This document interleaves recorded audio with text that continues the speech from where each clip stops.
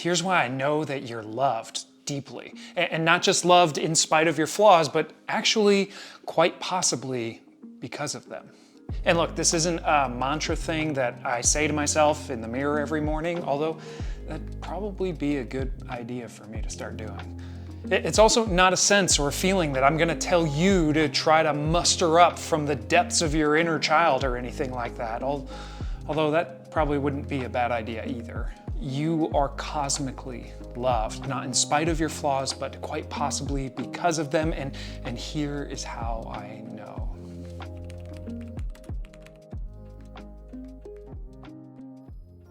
I've got a 3-year-old and a newborn right now, and the newborn is absolutely perfect. And when I say absolutely perfect, what I mean is that she has perfected the ability to absolutely destroy her diaper with the slightest diaphragm push. She has the perfect ability to blow out clothes, car seats, carriers, you name it, she has destroyed it.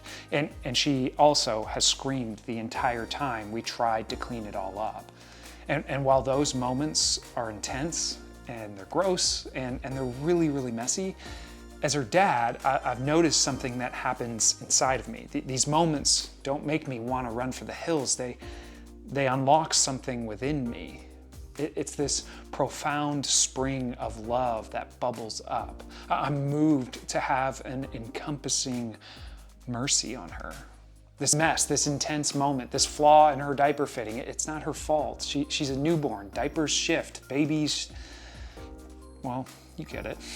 But her deep moment of need, her inability to manage herself, it triggers my love for her. It kind of pulls it into action. Her older brother, on the other hand, well, he's past the age where nothing's his fault. Things are definitely his fault. And yet, I find that same thing happens inside me. When he misbehaves, whether he's, being too rough with his sister, or being disrespectful to his mom, or throwing a tantrum about who knows what, even when we have to apply discipline because of his intentional misbehavior, I notice that same wellspring opening up in me. His actions don't cause me to grab my keys and hit the road, leaving him to fend for himself. Okay, sometimes I have to leave the room and go scream into a pillow. Did I mention he's 3 years old? But there's a mercy that even his intentional misbehavior provokes in me. The thing that I want most is to restore the relationship, to fix what's broken, and to teach him how to do the same. So every time out ends with a review of what happened, and apologies and assurances of forgiveness, and a reminder of my unending love for him. But all of that, all that love and mercy, it's triggered, it's provoked by his flaws. Now, this isn't my idea, by the way. This is an ancient idea that the Apostle Paul articulated about God. You can find it in his first-century letter to a house church in Ephesus. We have a copy of that letter today. It's commonly referred to as the book of Ephesians. Now, if you're new to Christianity or the Bible, the Apostle Paul was a Christian murderer who became a Christian missionary, a church hunter who became a church starter, a planter.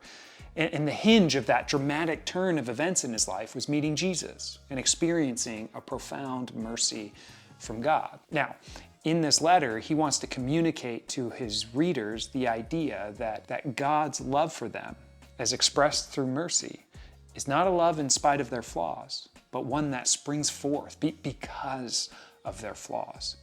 He starts by stating their reality, the mess, the flaws, the intensity of the situation.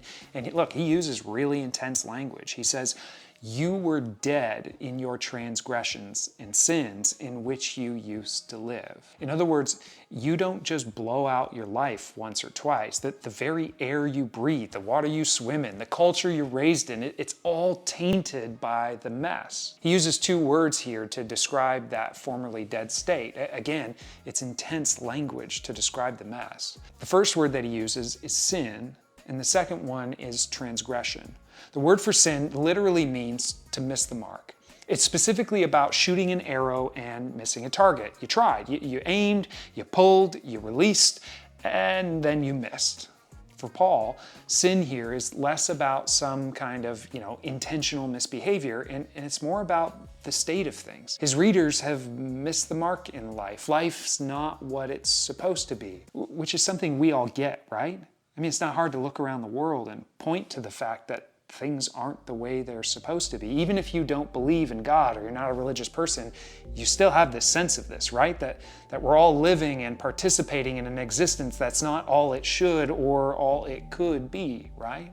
I mean, by virtue of the fact that I live in the US, I participate in a system that dehumanizes people around the world daily. The technology that I use, the food that we eat, the clothes we all buy. There's so much about our societal activities that cause unseen and untold harm to others around the world and in our own backyards.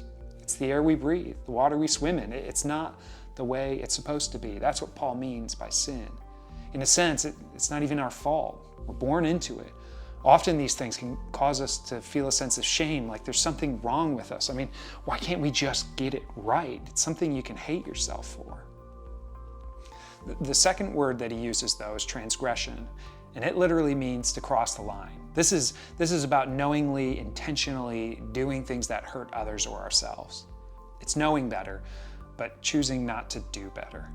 These are the things that we usually feel a sense of guilt about. And a life filled with guilt and shame is no life at all. That's why Paul says, you were dead. Now, in order to communicate how sin and transgression were impacting his readers, he goes on to use these images and ideas that would connect with them really well, but seem kind of odd to us.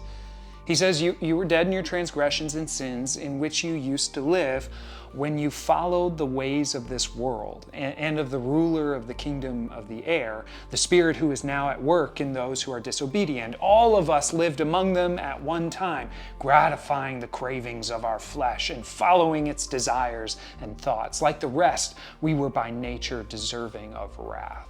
Maybe in the near future, I'll do a separate video explaining what Paul means here with these images by ways of the world and ruler of the kingdom of the air and the spirit at work in those who are disobedient and the cravings of the flesh and the being deserving of wrath and all of that. I mean, and the reason I'll do that video is because people often oversimplify this as meaning the devil made me do it or the culture or world is evil. And look, it's just a lot more complicated than that.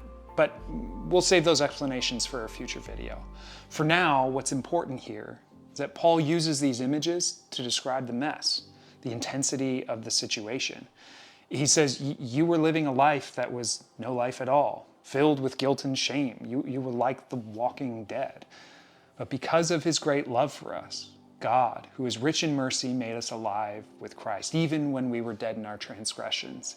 It is by grace you have been saved. Because of his great love for us, God, who is rich in mercy, made us alive. Paul believes that at the center of the universe, the center of all of existence, at the core of it all, he believes that there is a God who has great love for people. And the primary expression of that love is mercy. God looks at people in all of their mess, and rather than exacting revenge or judgment or simply grabbing his keys and abandoning them, Paul believes that God's love is actually provoked. Mercy is doled out, and not sparingly. God's rich in it. God's got deep pockets filled with mercy, a never-ending wellspring of it. Mercy for the stuff you feel guilty about. Mercy for the stuff you're ashamed of. Mercy for that part of you that you don't want anybody to see, that makes you hate yourself. That's the very part that moves God in your direction. As one author put it, the things about you that make you cringe the most, those things make God hug the hardest. Why does Paul believe that? It's because it's what he experienced. I mean, he oversaw the death of Christians, hunted down Jesus followers. He was known in the Christian communities for his violence against them. If God was going to have judgment and revenge or retribution on anyone, it'd be Paul, right?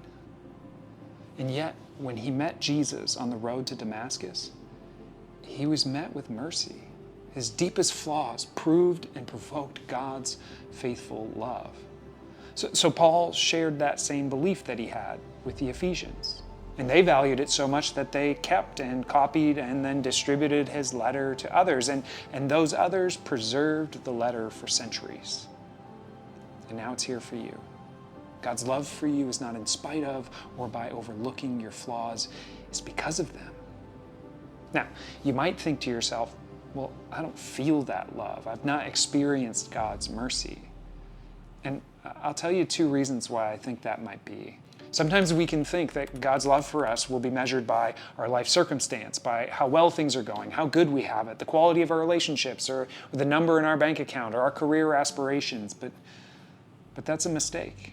God's love for you is not based on your current circumstance. It's best found in Jesus. It's best seen in His mercy for people just like you. He has that same love and mercy for you. The second reason that you may not be experiencing the love of God is because you haven't put yourself into a group of people who believe in that mercy and then treat you with that mercy of God. Surrounding yourself with people who don't treat you according to what your sins deserve, but rather who treat you with kindness, mercy, and forgiveness. I mean, it's enough to bring a dead person back to life. Find those people. Be those people. Because it's absolutely how God loves you and how you can experience it. Thanks for watching. We'll see you next time.